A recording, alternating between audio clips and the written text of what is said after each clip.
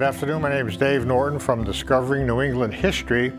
We're going to present to you episode 4, our last episode on the New England Defenders at the Alamo. And on this first slide right here, you can see we've concentrated on Captain Albert Martin from Rhode Island, Corporal Gordon Jennings from Connecticut, and Dr. Amos Pollard from Massachusetts. So we'll go to the next slide. Now, it's getting near the last day of the Alamo, and the Santa Ana has already surrounded the Alamo, and he's charging, sounding the bugles and charging in. Now, in our last episode, we discovered how the other Alamo Defenders perished, and now we're talking about one of the ones near the end here, Colonel Jim Bowie. And of course, he was sick with malaria and typhus. And when they finally overran the walls, and the picture on the right there, they just punched a hole and came right through his the hospital bed there and just killed him and bayoneted him. So we'll go to the next slide. Now we're going to go a little bit on Davy Crockett. We haven't talked too much about him, but he defends the Palisade barricade. Now I've got that circled over there on the whole Alamo complex. You can see the Alamo Chapel, and on the bottom of that circle you can see there's all logs put in there, and we're going to talk about that a little bit. We'll go to the next slide. And there's Davy Crockett. His position was next to the chapel, and you can see what they call a palisade, because that was the part that was entirely open, and they closed that all in. And what a palisade is they dig a long trench, and they put a double row of logs right in along that trench, and then in between each row of logs, they fill it all up with soil and clay and whatever they can. And so basically bullets aren't going to penetrate it, and that's how they plan for the defense. There's a picture of Davy Crockett there at the Palisade. And we'll go to the next slide. Now we'll go to the what they call the Long Barracks. Now we're getting into the heaviest part of the conflict here at the Alamo. And I've circled that in red. We'll go to the next slide. As you can see this really puts it all together. I mean, they just swarmed in, almost 3,000 Mexican soldiers against just 200 Alamo Defenders. And they all fell back to the what they call the Long Barracks. And that part is still there today. So we'll go to the next slide. And I took these pictures here when I was down in San Antonio. On the right is the Long Barracks, and the whole wall, if you go all the way down the wall, it's just pocketed with musket ball impressions where the muskets would, during the attack, they would hit. And I circled it on the left there. You can see some of the holes in the wall still there today. And you can see that section. So we'll go to the next slide. And here's Davy Crockett. You can see the Alamo, and you can see the Palisade now. They clambered right over the top of that. And I have that here in the model that I have on my desk, if you can switch to that. It shows the model of the Alamo. Okay, this would be the Alamo Chapel right here. And Davy Crockett would be here behind what they call the Palisade. And you can see all the vertical all the vertical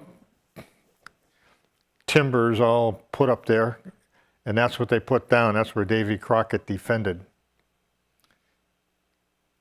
And you can see when you visit that in San Antonio, the Alamo Chapel's still there, and where this is there, they've actually got that marked on the pavement, so you can actually stand exactly where Davy Crockett was. So if you go to the next slide. And you can see that, so Davy Crockett was killed. Now the Alamo battle is over. Started at dawn, only lasted 90 minutes. And you can see there's all the Mexicans, and you've got Mexican soldiers, and you've got Texians scattered all over the grounds of the Alamo. And we'll go to the next slide. And that's another picture there. Now, Santa Anna, he ordered that all the Texians be pulled away, lined up in a pile one on top of the other, filled with cordwood and everything, and they set them on fire, a funeral pyre. And that's how they disposed of all the Texians. And this picture's pretty good because you can see the Palisade a little bit there, just on the right of where the Alamo Chapel is. We'll go to the next slide. Now, when I was down in San Antonio, they let me into the Alamo Library. Okay, so they have a file set up in each one of the Alamo Defenders. And I said, gee, that's really interesting. Let's pull these out. So I pulled out Gordon Jennings from Connecticut and Albert Martin and Dr. Pollard.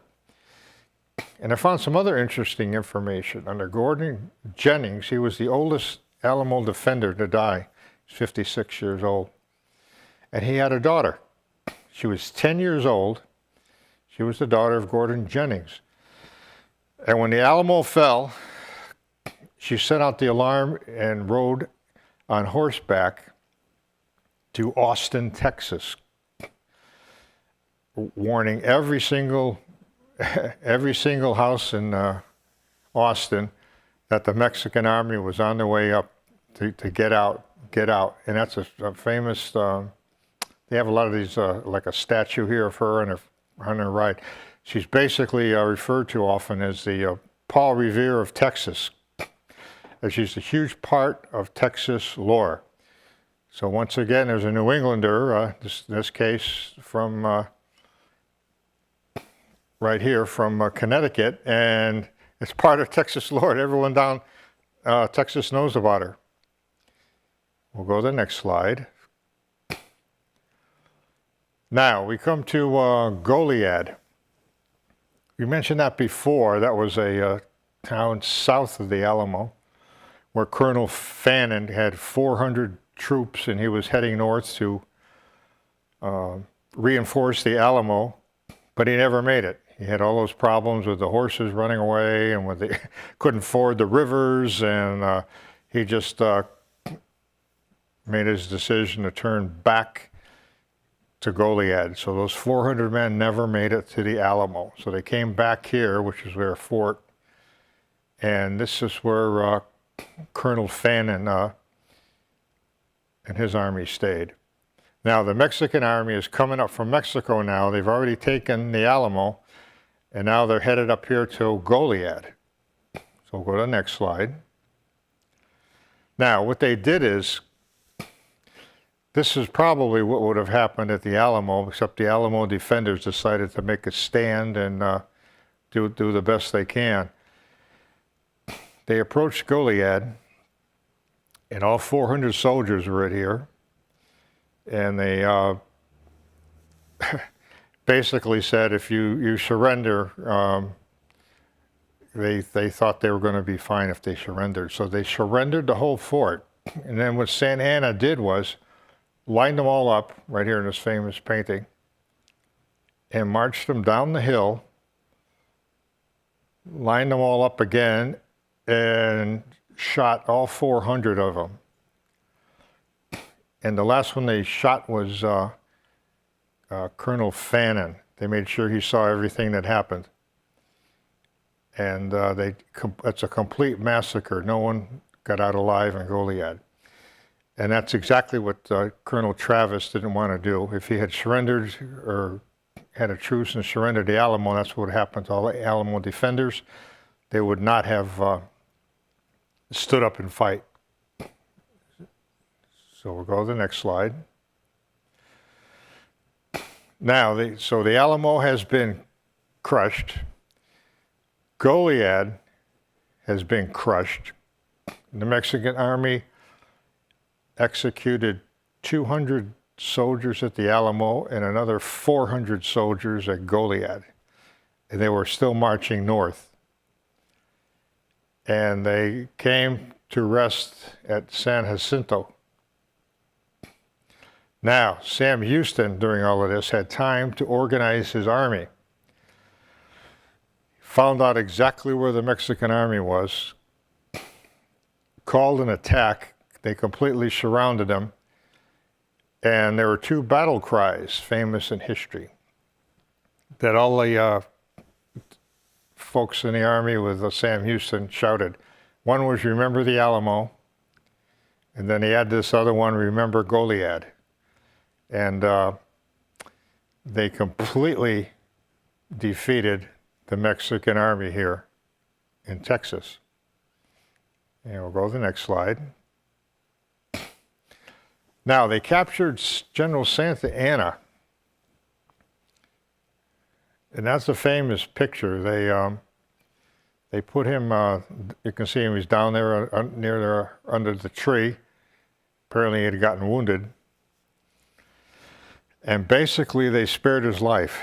They said, if you will make Texas, grant Texas their independence, we will spare your life and you can go back to Mexico.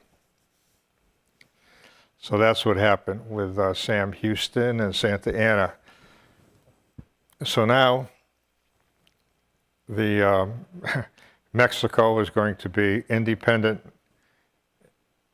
from, or actually Texas is going to be independent from Mexico.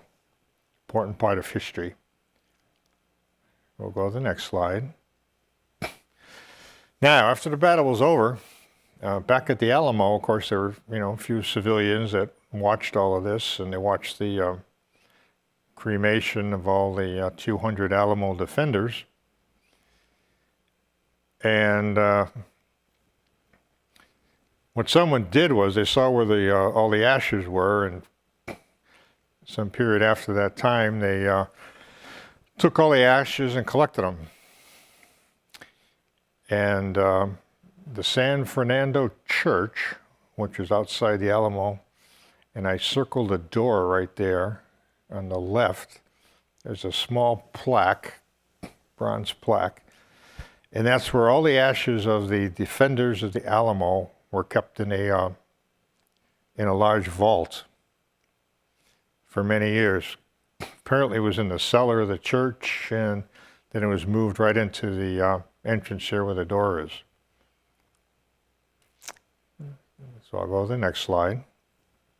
And there it is, went inside, and you can see that large box there. And over there on the right, you can see the plaque that they have there. And of course, they just mentioned that the famous defenders of the Alamo, and that's where their ashes are.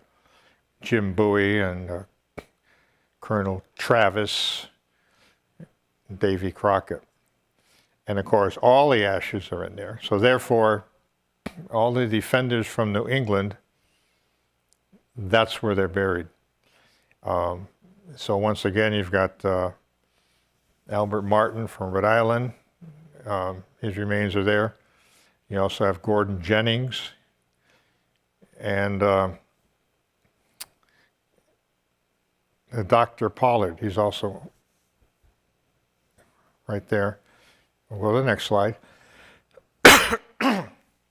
Now, as a part of the history, when I went down to the Alamo Library, there were only 4 Alamo Defenders that actually had their portraits taken while they were still living. The other defenders, there's no pictures of them anywhere in any of the files in Texas. And they are Colonel William Travis, he was actually originally born in South Carolina. He's 26 years old. And of course, he was shot in the first charge on the Alamo. Colonel Jim Bowie was from Kentucky. He was 39. He's the one that was bayoneted in his hospital bed.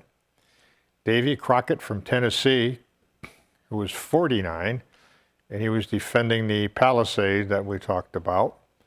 And Dr. Amos Pollard from Massachusetts, 33.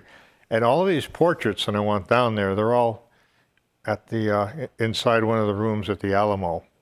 And you know, a lot of folks from New England don't realize that. You've got somebody from Massachusetts, his real life portrait, and all of Texas commemorates all these four. So we'll go to the next slide. Now they also have what they call the Alamo Plaza. They have what they call the cenotaph. This was erected 100 years after the Alamo, and it's an incredible monument. And if you look here, they've got all these stone carving. It's just amazing of the a lot of the famous defenders of the Alamo who gave their lives so that Texas could gain their independence.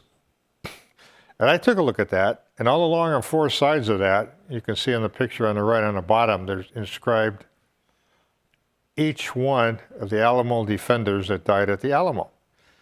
So I took my time and went through each here, and I found the three folks that we made this program on, and I'll go to the next slide and show you exactly where they are. Here's Gordon Jennings. I circled it in red. We know he's from Connecticut. And you can see some of the other famous names in there. If you take a look second row from the top, you see you got David Crockett. And there's, it's amazing, all these names right here. And there's Gordon Jennings from Connecticut. So if you ever go and visit the Alamo, you might take some few minutes of your time and go around this monument and see the folks from New England. And we'll go to the next slide. Amos Pollard. So he's on the front part of the Alamo, very famous, and that's his famous portrait that's in one of the hospital rooms that are still survived to this day. And we'll go to the next slide. And the famous Albert Martin. There he is. And it's just amazing. They're all honored here. And of course, Albert Martin from Rhode Island, very, very famous. When he took the message from Colonel Travis and rode horseback 80 miles to Gonzalez to get some help. And of course, we said at that time, he trained 64 soldiers, and his father pleaded with him, don't go back to the Alamo. And what Albert said to his father was amazing. He said, I told Colonel Travis, I promised him I would come back with some troops, and my word is my honor. And he came back with all those folks and perished there at the Alamo. So we'll go to the next slide.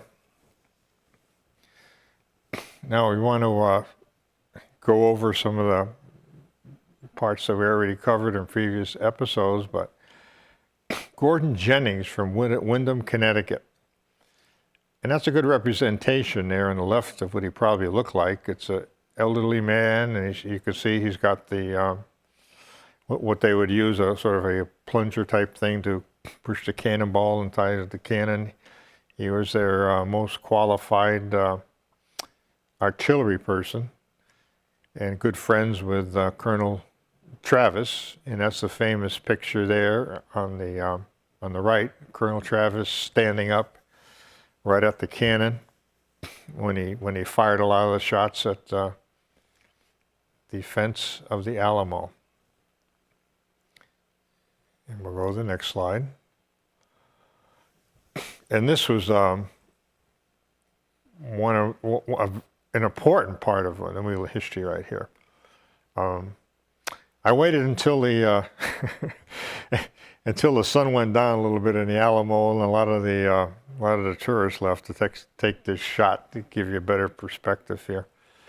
On the left is the Alamo Hospital. And Dr. Amos Pollard from Ashburnham, Massachusetts, is the one that set up the whole hospital before the Alamo attack. And he was wonderful. Everyone really, really liked exactly what he's doing, and he was very helpful for all the soldiers. And of course, that's the area that was really overpowered by the Mexicans, and all those in the hospital were bayoneted. And we'll go to the next slide. Now, but he had an incredible background as far as Texas goes. First of all, he got before the Alamo attack, of course, he was a member of and formed the Gonzalez 18. Those are the folks that protected Gonzalez when Santa Anna sent a group of 100 soldiers there to take their cannon back. And they wouldn't let them, and they formed a militia, and shots were fired, and the Mexicans withdrew. And they had the famous flag, "Come and take it." You can see there on the right. And so they have a big memorial there. That's in Gonzalez. You can see that on the left. And the name of Captain Albert Martin is inscribed on it. And the reason he was chosen as a leader, of course, is because of all this military training he had back in Connecticut when he was very young. We'll go to the next slide. Captain Albert Martin again. We continue. He was also part of the Gonzalez 32. And that's when after he rode 80 miles, he stopped in Gonzalez, ended up with 32 soldiers that made it all the way back through Mexican lines to the Alamo. And they all perished in the Alamo. If you go inside the Alamo, on the left there, you can see there's a monument with Captain Albert Martin's name on it, of all 32. We'll go to the next slide. Now, he was in Gonzalez, Texas. They also have another large monument here. They call it the Immortal 32 Monument. And on the right is a great picture of Albert Martin making his dash through the Mexican lines on horseback, bringing the message back to Colonel Travis. And we'll go to the next picture. Albert Martin. They have a memorial to him in Providence, Rhode Island, a cemetery, and there it is on the left. And there's his inscription, and that's a representation of what he probably looked like in that famous painting. And it says, Albert Martin fell at the Alamo in Texas in defense of his adopted country, March 6, 1836. So you can actually visit that if you, that's right in Providence. And of course, he's buried, like we said, in that San Fernando Church in San Antonio. Those are his ashes, with all the other defenders of the Alamo. And we'll go to the next slide. Now, when you go in the Alamo, two of the cannons are survived there. And you could actually go right up to them there. There's one on the left, a smaller one, and one on the right, which is the larger cannon. And of course, two famous paintings there of Travis up on your top of your screen there. And then, of course, the representation of Gordon Jennings, because he was right there, and I'm sure he loaded those cannons. That's something to know. If you're from New England, or especially from Connecticut, you can go right there, touch the cannons, and say this is where Gordon Jennings probably loaded this cannon. And we'll go to the next slide. And I took this picture. This is a kind of interesting story. That's my picture, and there's a tremendous tour guide at the Alamo. This guy was really terrific. We made some arrangements to go into the library, and when we got there, my wife and I, it was locked. And I'll say, gee, we came all the way from Massachusetts, you know. I'm thinking I'm going to ask one of these folks here, and I came across this gentleman there. He said, "I'll tell you what," he said, "I got the, I'll call on my radio and I'll contact the director of the Alamo, and we're going to let you in." And I said, I couldn't believe this, right? And sure enough, he let us in there, and that's where I did a lot of my research. And over there on the left is part of the Alamo library. Incredible place to visit, incredible place to research. And I'll go to the next slide.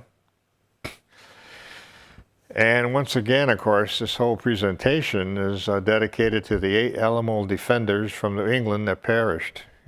Private Miles Andros from Bedford, Vermont, Private Robert Cochran from Pembroke, New Hampshire, Private John Flanders from Salisbury, Massachusetts, William Howell from Massachusetts, his file doesn't even say which town he's from, William Lynn from Boston, and the 3 we talked about in these 4 episodes, Amos Pollard, Ashburn, Massachusetts, Albert Martin, Providence, Rhode Island, Gordon Jennings from Windham, Connecticut. And I pulled all those files. There's not much on those others. They're basically lost to histories. I suppose someday we'll uncover some more records on those folks. So we'll go to the next slide. And those are the 3 Alamo Defenders that we talked about. And what I want to do is, I got a couple of books here, just really quickly, that are excellent. This one's called Alamo Traces. And they've got a lot of new evidence and new conclusions about the Alamo. This is a very, very good one to pick up. And this one here is tremendous. Eyewitnesses to the Alamo. A lot of the women, a lot of the children, whatever, and some of the Mexicans wrote some of their memoirs here. And this is a great book here to add to your historical collection. So once again, this is Dave Norton from Discovering New England History, and I hope you enjoyed this part of history at Alamo Defenders, all from New England. 8 defenders from New England. Have a good evening.